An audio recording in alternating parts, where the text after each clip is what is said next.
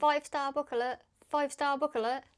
Go and watch this review video and find out which one has caught my attention. Hi, welcome back to Bookish Brummy. My name's Mel and I like to review books. And this video is my weekly video where I review all of the books that I've read in the last week. Now at the moment we're doing award-winning April, so I'm only reading books that have won awards. And so far we've had some really good ones. At the moment I've not scored anything below a 4-star. So when you left me last week, I had just started to read Stephen King, Lisey's story. So this was published in 2006 and won the Bram Stoker Award in 2006 for the best horror novel. Although I have to admit, I'm not really sure that I would see it more as horror. I think I would see it more as a ghost story, possibly. But yeah, anyway, I had not read any Stephen King for a minute, so I was absolutely dying to be able to fit him into this month. And I know that Stephen King has not actually won any major literary awards like the Pulitzer Award or the Booker Prize or anything like that. But when I did some digging, he had obviously won the Bram Stoker Award, which is for horror novels, and he's actually won quite a few of those. So I had picked this book to read. So this book is just under 700 pages long, and I think I'd read about 100 pages last week, so I couldn't really say too much about it. But I do remember me just saying that my sort of small complaint about it when I started trying to get into reading this book is that our main character, Lisey, is remembering conversations that she's had about her deceased husband, and her husband seem to have a shared language, like they use alternate words for things. So unless you are like one of the two of them, you might not necessarily automatically understand what she's going on about. And she's also recounting conversations that they had as a couple with other people in her husband's career. But the way she's thinking about it in her head, she's like announcing it phonetically and sort of, using the local sort of way of speaking. And that was really hard to get my head around, I think, at the beginning of the book. And this does sort of continue a little bit through the book, and I did find it a bit difficult. But we'll get more, I think, into the language, like the linguistics of it, as we go on into the review. So I've heard that this is Stephen King's favourite novel that he ever read. Don't know if that's true, because I've never asked him myself, but that's what I've heard. And in the author's note at the end of the book, he does mention the fact that he thanks his wife Tabitha and all of the time that he spent with Tabitha King's sisters. So I think Tabitha is one of 5, from what I can tell, 5 sisters. And in this book, our main character, Lisey, is one of 5 sisters. So he's definitely used his wife Tabitha and her relationship with her sisters, I think, as inspiration to write the characters in this book and the relationships between the sisters in this book. Although he does mention that obviously none of them are actually like these, but it's just the sort of dynamics between them. He kind of used that to sort of influence the way he wrote this. And I've heard other people saying that this is kind of like, I don't know, Stephen King writing about, himself after he's died and how he imagines that Tabitha would be and stuff. But again, none of that is really substantiated by Stephen King actually agreeing with that or anything. But I can kind of see why people would come to that conclusion. So this is set, well, I'm guessing it's set in early 2000 because it was published in 2006. So I'm thinking it's probably in about 2004 that this is set, 2003. And our main character, Lisey, she is sitting at home and she's trying to unpack her deceased husband's office. So it's basically full of all of his old work. And essentially she just wants to clear it out. She wants to donate the work and basically just get the space back because, at the moment it is still basically his office, but he has been deceased for 2 years. And this is a really mentally upsetting thing for anybody to do. And as she begins to clear through that stuff, she starts reminiscing about her husband's career and the events that she had been to with him and certain things that had happened and conversations that they had had. And she's also kind of remembering what I would class as her husband's poor mental health throughout his life. And then recounting some of the terrible aspects of his life, which sort of wrote his life story and sort of explained a little bit the way that he was. And as she's going through this, there's like drama going on in her own family as well, which again is about poor mental health really, but it does sort of tie back to her husband a little bit. And then on top of that, she's being threatened by an outside party that essentially she must donate her husband's work or this person is going to come and get her. So there's a few things going on at the beginning of the book. And I have to admit, like when I finished this book, I found it very difficult to describe what it's actually about. It sort of goes off on fairly large tangents at times, I would say. But I think that, as I said, mentioned before, I would kind of call it a ghost story, and I would kind of call it a love story. But I would also call it, I would kind of say that it's talking about mental health as well. So I think that, you know, you could say that there's a lot of analogies to mental health and depression and sort of like disassociation possibly. I felt like the whole book, like the whole story, like Scott's story was a metaphor for that. And so, you know, I got to the end of the book and I did sort of stand away from it and think, okay, I can't really tell if this is like an actual standard ghost story or if this is a metaphor for poor mental health. But you know, I don't really mind that I don't know. It's kind of like fine that it's ambiguous. But as I said, there's a lot going on. I enjoyed the characters in the story. I thought that they, again, he always writes a really good backstory to his characters, and he always makes them really meaningful and makes meaningful connections between the characters. So I really did enjoy that. I didn't really have a problem with the length of the book, with it being like about 700 pages. Like I felt like it flew by, so the pacing was good in it. But I suppose the thing that I really struggled with was the language that was used in it. Like it felt very different from his other novels. It felt like he'd changed his narrative voice a little bit in it, and I can't really put like sort of say exactly how, other than that.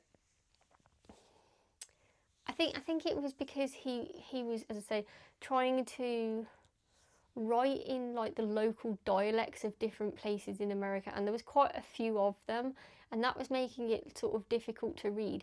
And then on top of that, we've got this shared language between Lisey and her husband, Scott. But even the language between Lisey and Scott, sometimes when she's not even talking to Scott, she's still talking in this kind of babyfied way, which again was like sort of, it was like babyfied, and then it was kind of like put into sort of like a local dialect as well. And yeah, I found that the way that the characters were talking in this book, I didn't really like that so much.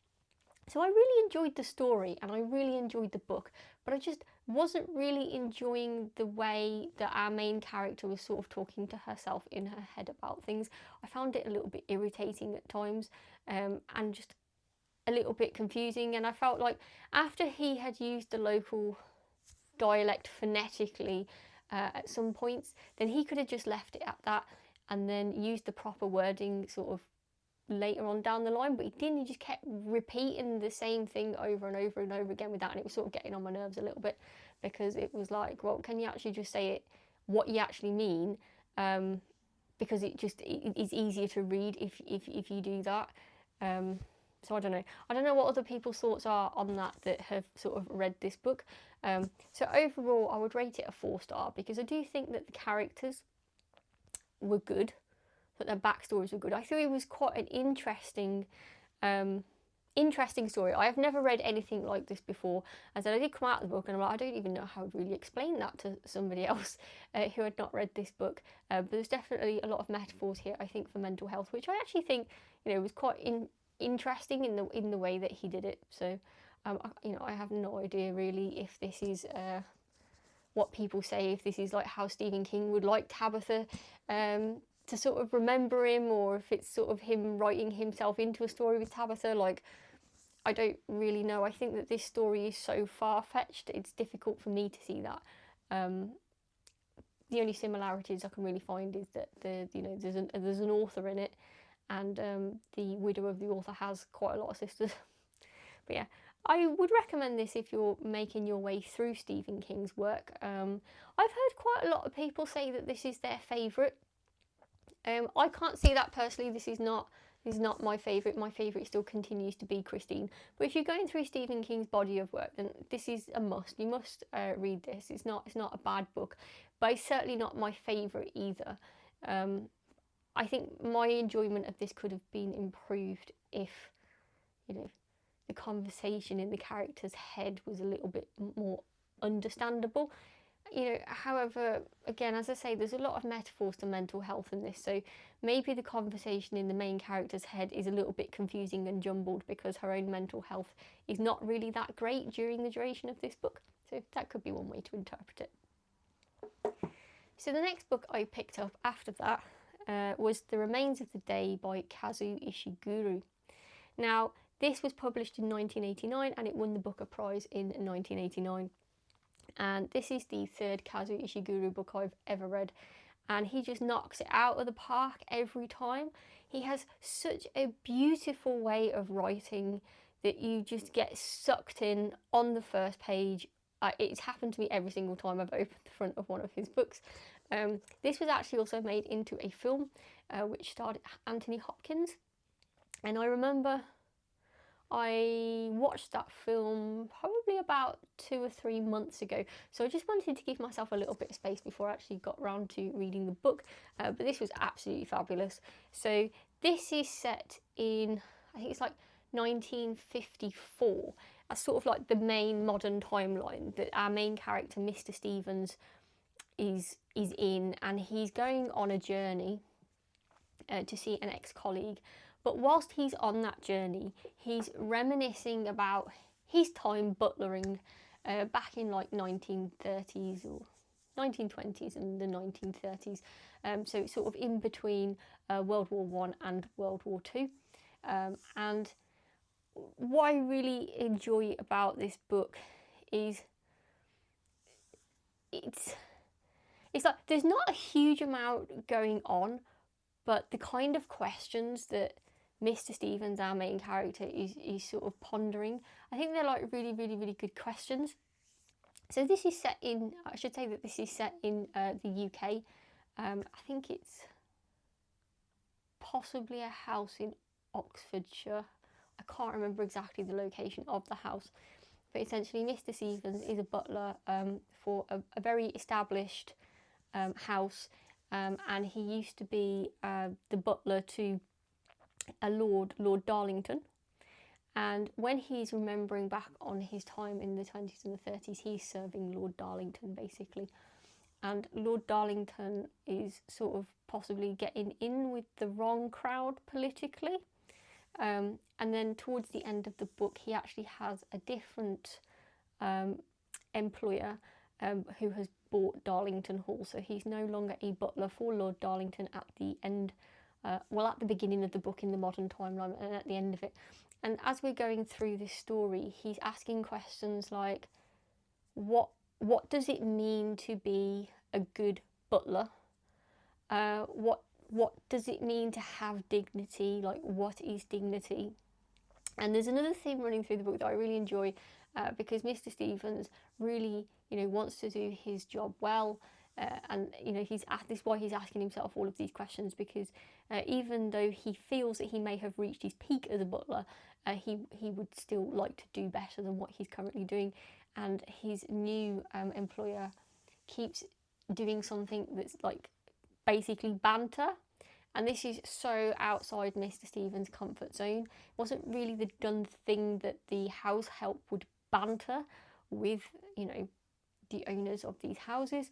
But it seems that his new employer kind of has a different attitude, and that's probably because he is not from the UK, he's an American.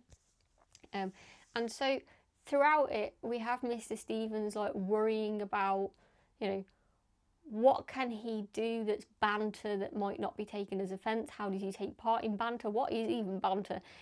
So I think I really enjoy that throughout of the book he's worrying about this question about what banter is, and then he's also constantly sort of reflecting back on things to work out, was he dignified as a butler? you know, how has he done his job as a butler? Has he done the right thing as a butler? You know, what is it, you know, basically, what is it that those in service should be doing from a career perspective? And how has, you know, service changed between when his father was a butler to the time that he was a butler? Now, in the past, I have worked in hotels, and basically that's classed as sort of like in service, doing sort of reception work and housekeeping, and you know, I have also worked bar and things like that. So I very much worked in these big old houses. There's quite a few of them around the Midlands where I am, and they're mainly hotels now. You know, and they all have like really high standards. So, you know, if you are working in those, then you are sort of classed as in service. And so for me, I really enjoyed those conversations that Mr. Stevens was having about, you know, what's classed as service, what's classed as dignified, how should you, you know, view your employer. And I guess, you know, the employer here in his world is the customer. But obviously, in the modern day, if you're working in service, you would have a customer as well as an employer. So I really kind of enjoyed all of that, and I just thought that the Mr. Stevens character was really relatable, even though it's about a man who I would say is probably in his 50s. He's probably, yeah, I'd say he's probably in his mid-50s, possibly early 60s while he's talking about himself in this book. But I actually found him quite relatable, and I just thought that he was maybe a bit blind to certain things throughout the book. You know, Mr. Stevens is not perfect. Although he is trying to be perfect, it becomes obvious when he's talking about certain things that he's not perfect and he actually does have flaws. But yet he still is a very, very dignified character, I would say. And I just absolutely loved it. I can totally tell, you know, why this won the Booker Prize. I thought it was absolutely great. I recommend reading Kazuo Ishiguro Until the Cows Come Home. Like, I absolutely love his work, and this was no different towards the others, compared to the others that I've read. You know, and his quality of writing, like his writing style is just absolutely outstanding. His prose is absolutely beautiful. So yeah, again, we have a clear 5-star with this one. And I just flew through this. I actually read this in 24 hours. I mean, granted, it's not that long of a book. It's just over 250 pages. But considering, you know, that I normally read between 100 and 150 pages a day, that just shows how much I really like this book, that I managed to get through it within a 24-hour period, because it's just absolutely wonderful. So I really look forward to reading more of Kazuo Ishiguro's work. So after that one, I have then picked up the book that I think I am most excited about reading for award-winning April, which is Half of a Yellow Sun by Chimamanda Ngozi Adichie. Now, the reason I'm excited about this one is that this has won the Women's Prize for Fiction twice. Now, I really enjoy Women's Prize for Fiction award winners, so, you know, I was really, really looking forward to the example of a Women's Prize for Fiction that I would read in this month. But I specifically chose this one because it was published in 2006. It won the Women's Prize for Fiction in 2007. But then in 2020, the Women's Prize for Fiction panel decided to see, they took all of the winners from the last 25 years, and then they said, which one is the winner out of the 25 winners that we've had over the last 25 years? And this one won. So that, to me, is, you know, pointing to the fact that this is going to be an absolutely outstanding read. Why wouldn't it be? I mean, you know, to win the Women's Prize for Fiction is hard enough, and then to actually be classed as the best out of 25 years worth of winners is like absolutely amazing. And I've, you know, read some of those winners over the last 25 years and given them 5-star reads. Like, they've been absolutely outstanding. So, you know, I'm very, very excited about what's going to come out of this book. Now, this book is just over 400 pages long, and I am at about 70 pages right now. So, you know, I'm probably at like 22, 23%. And all I can say so far is that this is unlike anything that I've ever read before. It is set in Nigeria, and it's sort of set in a setting that I've never sort of read a story set in before. And, you know, the characters' names are all a little bit alien to me. They are, you know, proper Nigerian names, so I don't really know how to pronounce any of them or anything like that. And it's set in the 1960s in Nigeria, so I don't really know anything about the history that this story is sort of set in, or the area, you know, that they're in. I've literally got no context at all. In fact, the most context that I have for this is from reading the Poisonwood Bible by Barbara Kingsolver, because that was set just on the eve and during the revolution that happened in the Congo, and this is actually mentioned in the first chapter of this. So I was like, okay, I have read a little bit about that because I've read that in this book, but this is set in a slightly later time period, so it sort of like carries on from that. But this is not just interested in obviously what happened in the Congo, which is kind of like what was happening in the Poisonwood Bible. This is interested in, you know, the question of politics across the whole of Africa, from what I can tell so far. And, you know, despite all the things that, you know, it's difficult for me to, you know, exactly imagine the landscape that they're in, like the actual physical landscape or the political landscape, you know, anything like that. I am absolutely sucked into this book. Like, the way it's written is really, really nice, and I already really like the characters, even though I'm, you know, only just sort of being introduced to them. They're sort of introducing one each chapter at the moment, and then sort of trying to tie them back to each other as the story's going on. But, you know, the concepts they're sort of discussing and the politics they're discussing, as they're completely new to me, but I'm really, really interested. So I'm really sort of, I feel like, you know, the book is like absolutely pulling me in on this. So I'm excited to see where this is going to go. So hopefully maybe we'll get another 5-star read in this month. We've had 2 so far. We've had a 5-star from Kazuo Ishiguro's Remains of the Day, and we've had a 5-star from Time Shelter by Georgi Gospodinov. So that is basically the Booker Prize and the International Booker Prize. So I'd really, really like it if we can find another one in the rest of the month. And you never know, it could be this one, and I'm kind of thinking it probably will be, as it's won the Women's Prize for Fiction twice. So yeah, let me know actually if you have read this one and what you think about it, and if there's any more of Chimamanda's other work that you would recommend that I would go and read, because this is the first book of hers that I've ever read. So normally, as I say, I do my reviews of what I've read in the last week on a Monday. So basically, I would say that next week, the end of the month, I think is on a Wednesday. So that's only 2 days after the Monday. So what I'm going to do is I'm going to do my review video for what I've read in the last week. Not next Monday, but I'm going to put it on the Wednesday instead. And then that should mean that I'll have finished reading everything that I'm going to read in award-winning April. So yeah, I've really enjoyed my reading week this week. I've read some really, really, really good stuff, and I've read a variety of stuff as well. So let me know in the comments down below if you've read any of the books that I've read this week and what you think of them. Anyway, thank you for watching this video. Please press the thumbs up button if you enjoyed it, and please subscribe if you'd like to see my future content, and I look forward to seeing you soon. Bye!